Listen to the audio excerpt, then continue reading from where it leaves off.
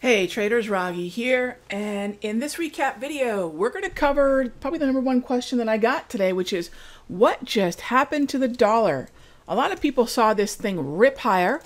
You see the move we had on the greenback, this move right here, as we rallied off the 88.25 low. So we see this kind of rally, and immediately it's easy to lose track of a few things. One, that the overall narrative of the dollar is still very much heading towards lower lows. The other side of it is, this morning we heard from Treasury Secretary Mnuchin, we heard from the president, and one talked the dollar down, the other talked the dollar up. But what I'm here to say is, politics aside, the president and the Treasury Secretary aside, we do not have a U.S. narrative on the dollar. In fact, if you head on over to, well, this is our spreadsheet right now. Let's go over to the calendar. Let me open that up here. So I use the Forex Factory calendar for pretty much everything, and that includes my futures trading. And if you take a look at that calendar, you'll see that we had the minimum bid rate and the ECB.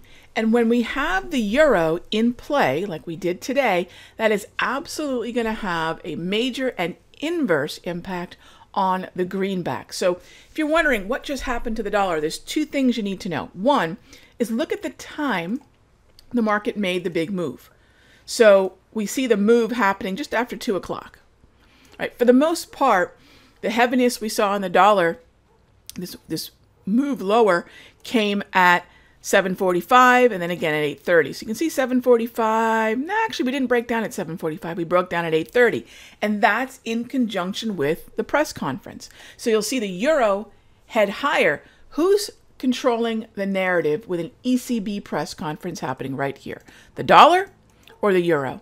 It absolutely is the euro. So when you see later on in the day this move right here, then you start to ask, well, is there anything on the calendar that would suggest we should see a move like that?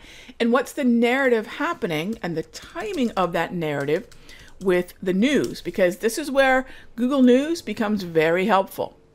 Okay? Dollar gets slammed again on Treasury Secretary at 5 hours ago. Look, this is all about the euro. I don't believe the Treasury Secretary moved the dollar all that much. In fact, the FOMC is still on track to hike multiple times this year. And I think what happens, and I see a lot of people asking, does the dollar make sense?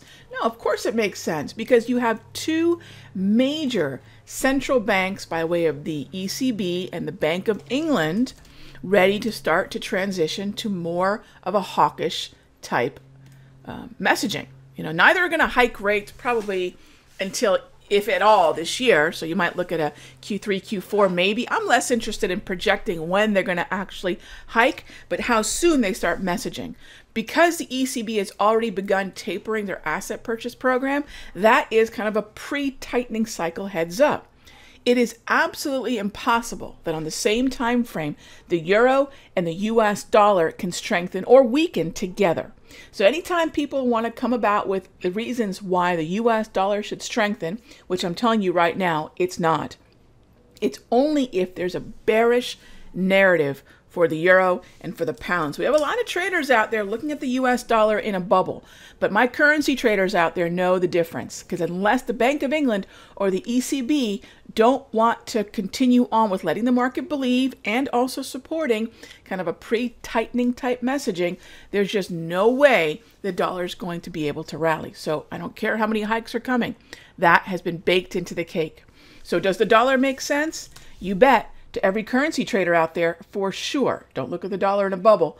Look at what's happening to the euro and the pound. And by the way, that's exactly why we've got massive wins on our hands in the pound.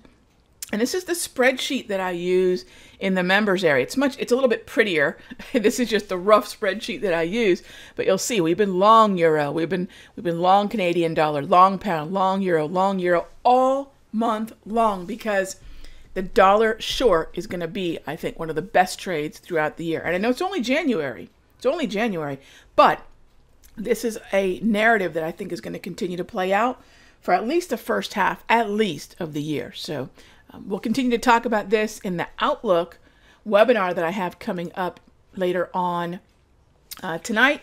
If you haven't had a chance to register, even if you can't attend live, go ahead and register at simplertrading.co/gains, and you can get the replay or join me live today at 8 o'clock Eastern for my outlook on 2018, as well as kind of an intro to my free tops tools, which is exactly how I'm doing a lot of this analysis.